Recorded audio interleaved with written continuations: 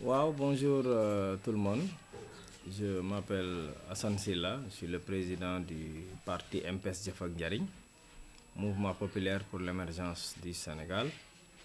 Mais je suis coordonnateur de la communication, coordonnateur de communication du directoire de campagne de la coalition Benno Bokk Yakaar. Je voudrais, à l'entame de mon propos, remercier toute la population de Diourbel, remercier les chefs religieux. Comme nous le savons tous, nous venons de boucler 14 jours de campagne électorale. Une campagne électorale durant les 13 jours apaisée, avec un programme du candidat de la coalition Benno Bokk Yakaar bien fourni, accepté par les Diourbellois.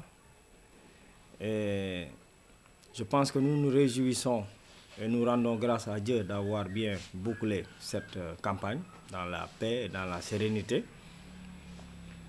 Je pense que les populations de Diourbel ont porté leur choix déjà sur le candidat Dame Diop, d'après ce que nous avons vu, d'après tout le parcours que nous avons fait. Nous avons eu une satisfaction totale, une adhérence totale. Et je crois que les Diourbellois sont prêts au changement. Je remercie aussi la presse de nous avoir accompagnés durant tout ce temps, couvrir nos activités. Nous remercions aussi les militants, sympathisants et amis qui nous ont soutenus durant tout ce périple qui nous mènera, Inch'Allah, demain vers la victoire du candidat Dame Diop. Je voudrais aussi préciser, parce que, comme nous le savons tous, depuis 48 heures, nous avons reçu des messages qu'il y a des nervis et des militants du maire sortant qu'on a recrutés pour essayer de saboter notre campagne et nos caravanes. L'illustration est faite en attaquant la caravane de M. Moustapha Gueye, président du conseil départemental. Ils ont aussi attaqué la caravane de Mme Diop il y a 48 heures. Donc je pense que si nous en arrivons à hier soir, où nous avons vu des scènes de crime, des scènes de violence extrême, inouïe, historique, je pense que c'est de notre devoir d'appeler les populations, mais aussi d'appeler le maire sortant à la sérénité et au calme. Parce que nous sommes une commune, nous vivons ensemble depuis des années, nous sommes des parents, donc je pense que la culture de la paix est notre culture. D'autant plus que nous avons Serigne Touba qui a fait ici 15 ans. Et dans tous ces enseignements, le culte de la paix fait partie de ses priorités. Donc, je voudrais lancer un appel au nom de la coalition, au nom du directoire de campagne, à la sérénité et au calme, mais aussi à la responsabilité du maire sortant. Moi, j'ai vécu hier des scènes, je peux dire des scènes de crime, parce que j'ai vu à peu près des groupes de 30 jeunes, 40 jeunes, armés de gourdins et de haches, qui attaquaient les gens, caillassaient leurs voitures, volaient le matériel qu'il y a dans les voitures. Et ça, vraiment, nous le déplorons et nous le dénonçons jusqu'à la dernière énergie. Je pense que Diourbel mérite beaucoup plus que ça. Je pense que Diourbel mérite des dirigeants qui ont une vision, qui portent Diourbel dans leur cœur, mais aussi des dirigeants de paix, des dirigeants qui cultivent le culte de la paix. Et je pense que notre candidat fait l'illustration. Je pense que notre candidat durant tout son parcours, partout où nous allons, les compliments ou bien le comportement qu'il a est déterminé par les populations, c'est le sens de la responsabilité, son éducation. Et je pense qu'il peut lever la main. Je pense que monsieur le ministre candidat maire Dame Diop peut dire aujourd'hui toute sa fierté d'avoir une population qui le respecte, mais aussi qui l'honore, qui l'admire par son comportement. Je pense que les autorités administratives et les autorités, les forces de service et de défense sont appelées vraiment à gérer ces élections-là, parce que nous pensons que ce que le maire sortant a organisé durant les 72 heures, c'est un signal. Et on a des informations qu'il a l'intention de saboter les élections. Il a l'intention, avec ces gens, avec ces bandits, avec ces voyous, qui sont déterminés maintenant de saboter les bureaux de vote et les urnes. Donc, de ce fait, nous lançons un appel aux autorités et aux forces de sécurité et de défense d'assurer la sécurité de tout le monde, du maire sortant, du candidat Dame Diop, mais aussi des centres et bureaux de vote. Parce que nous devons assurer notre victoire et nous leur demandons toute la protection nécessaire. Néanmoins, je voudrais aussi dire que nous aussi, de notre côté, nous allons prendre toutes les mesures nécessaires pour assurer notre propre sécurité. Parce qu'on ne va pas se laisser faire. Je pense que le maire sortant a l'habitude, parce que souvent on entend de lui qu'à chaque fois qu'il va aux élections, dans les années passées, s'il se sent vraiment menacé ou bien dans une position de faiblesse, il sabote les urnes. Donc il en a l'habitude. Et je crois que nous tous, nous sommes des Diourbellois. Il n'est pas plus important que nous. Mais seulement nous avons le culte de la paix et de la responsabilité. Donc nous ne versons pas dans la violence. Donc je voudrais vraiment dire ça aux populations de Diourbel. Je voudrais dire ça aux autorités administratives, mais aussi aux maires sortants, de se calmer, hein, vraiment de respecter, ou bien aussi d'être fair play, parce que je pense que comme un match de football, des fois si tu es dominé ou bien tu sens la défaite, il y a des gens, au lieu de jouer au fair play, ils commencent à mettre des pattes ou bien des crosse-pieds aux gens.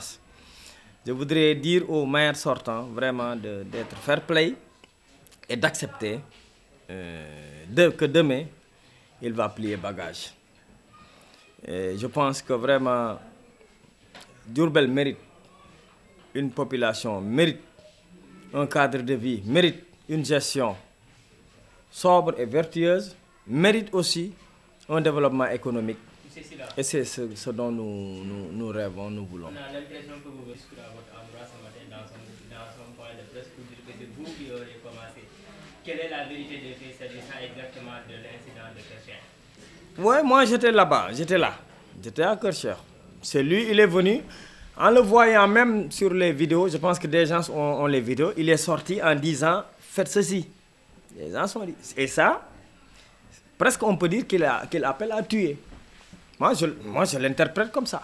S'il sort de sa voiture pour dire ça, à ces jeunes, des jeunes violents qui ont des machettes, qui ont des haches, des gourdins, cela veut dire qu'il les incite à tuer. Deuxièmement, c'est de la provocation. Parce que si tu fais une caravane et que tu vas passer devant la maison d'un candidat, je pense que si tu as une culture de paix, tu devais contourner cette zone pour ne pas créer des tensions. Mais si tu viens à Kercher, Ibra Fall, le fief du candidat, et tu passes devant chez lui en insultant, en disant des barbaries aux gens, je pense que c'est lui-même qui doit revoir sa copie. Et je pense que c'est lui-même qui a fauté. Dans ton discours, vous dites qu'il passe devant le fief de quelqu'un. Est-ce que le fief de quelqu'un veut dire propriété quand on est dans une république? Non, ce n'est pas une propriété. Mais si tu passes avec tes voitures, devant le fief, avec des jeunes qui insultent les gens vont s'insulter. Mais la deuxième chose qui s'est passée, c'est que c'est le cortège du maire sortant qui s'est arrêté au marché Cade et ils ont commencé à caillasser tout ce qui est aux alentours. Tu ne peux pas savoir chez Serigne Dan Mbacké, ils ont caillassé leur maison, ils ont caillassé les restaurants. Ce ne sont pas seulement les voitures de notre frère, et de passage, nous leur souhaitons un bon rétablissement, tous les 8 à 9 blessés que nous avons, mais aussi les 8 à 10 voitures qui ont été caillassées. Monsieur Kounta, Monsieur Omar Samb, Babacar Gueye et tous les autres. Je pense que la culture de la violence vient du maire sortant. Les dégâts sont de part et d'autre. Est-ce que vous avez répondu? Non, les gens peuvent dire que les dégâts viennent de part et d'autre, mais je pense que les voitures qu'on a cassées viennent de notre camp. Je pense que les gens, les blessés qu'on a eus viennent de notre camp. Chacun peut dire ce qu'il veut. Mais ce que nous, moi, j'ai vécu, c'est des scènes de crimes, c'est des criminels. Des gens qui ne sont pas de Diourbel qu'on a amenés. Des gens qui ne sont pas de Diourbel et d'autres gens qu'on a identifiés. Il y a des gens qui habitent Kercheikh qu'on a identifiés. Il y a des gens qui habitent Médinatoul qu'on a identifiés. Donc, on a mélangé des gens qui nous viennent des autres régions, une vingtaine de jeunes ou trentaine de jeunes, plus des jeunes qui sont là et qui sont avec le maire sortant. Moi, je dis que c'est le maire sortant lui-même qui a initié ça. C'est lui. Comment se fait-il que nous habitants de Kercheikh, nous allons caillasser nos voitures à Kercheikh? C'est impossible. Donc, c'est des mensonges, ce qu'il dit, le maire sortant. C'est des mensonges, c'est des purs mensonges. Il essaie de se protéger ou bien de se victimiser. Mais nous savons tous qu'on ne peut pas habiter Kercheikh.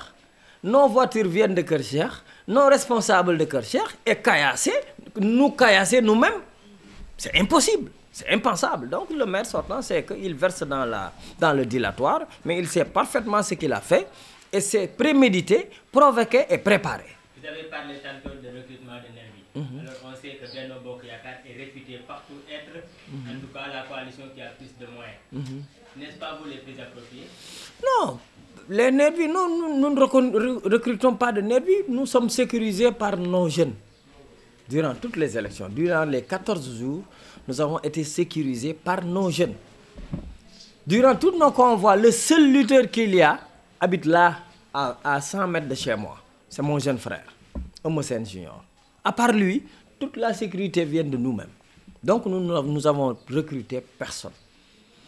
Ce qu'il faut dire est de rappeler au maire sortant de se calmer. C'est ça l'essentiel. De se rappeler qu'en 2014, quand il gagnait les élections, les gens étaient avec lui. Après 7 ans, il a fait une mauvaise gestion et que les Diourbellois lui ont tourné le dos. 7 milliards passés entre ses mains et on ne peut pas toucher une seule réalisation de ce monsieur-là. Mais les Diourbellois ont le droit de dire allons changer quand même. Ça, c'est une information que je vous donne. 700 millions de recouvrement, plus 300 millions de fonds de dotation et de concours, ça fait 1 milliard par an. Mais tu reçois 1 milliard par an durant 7 ans et que tu ne parviens à faire aucune réalisation, je pense que les Diourbellois ne sont pas dupes, ils vont te changer. Et c'est tout simplement ça. Ce n'est pas parce que oui, on ne veut pas de Malick Fall, ou bien on n'aime pas Malick Fall, ou bien il est mauvais, machin. Non. C'est sa gestion qui va lui faire perdre les élections. Parce que les Diourbellois ne vont plus accepter que tu vois dans les Nguente et les dëj manger de l'argent, manger là-bas, donner 5 000 francs, manger du lard et des tchèps, hein, pour dire aux Diourbellois que voilà, il n'y a pas de bilan, man, dëj rek ak Nguente yi ñoo fi am. Non. On a l'argent du contribuable Diourbellois qui a été dilapidé par ce monsieur-là. L'argent, le dërëm et le ñaar dërëm des Diourbellois. Ça fait 700 millions, mon frère. Comment on peut gérer 700 millions de francs, plus les fonds de dotation et de concours? On ne voit même pas ni de poste de santé, ni de changement de lampe, ni les routes réparées. ni aucune action, ni traiter les réalisations du président de la République, qui sont les nouvelles rues là, les nouvelles routes, les lampadaires solaires, les tatas, ou bien le stade, ou bien le marché. On n'aurait pas de bilan à Diourbel. Donc nous, les Diourbellois, en tant que fils de Diourbel et responsable et acteur politique, étant candidat en 2014, sachant réellement ce qui se passe à Diourbel, on ne va pas accepter de laisser quelqu'un dilapider l'argent des Diourbellois et pour venir dire que oui, parce que pour oui, Malick Fall. Non, non, non, ça n'existe plus, ça, c'est fini. Tu peux faire des bars au Jakarta, tu peux faire des bars au Saret, tu peux manger du lard, tu peux pleurer dans les mosquées, dans les trucs. Mais ce n'est pas ça ce dont ont besoin les Diourbellois. Les Diourbellois ont besoin d'un gérant, d'un maire qui gère l'argent du contribuable diourbellois en bonne et due forme. On lui a demandé un bilan sur les 500 millions de carburant pendant 7 ans. Il ne peut pas justifier. On lui a demandé de nous faire le bilan sur les marchés publics qu'il a donné à 3 entreprises seulement durant 7 ans. Sa famille.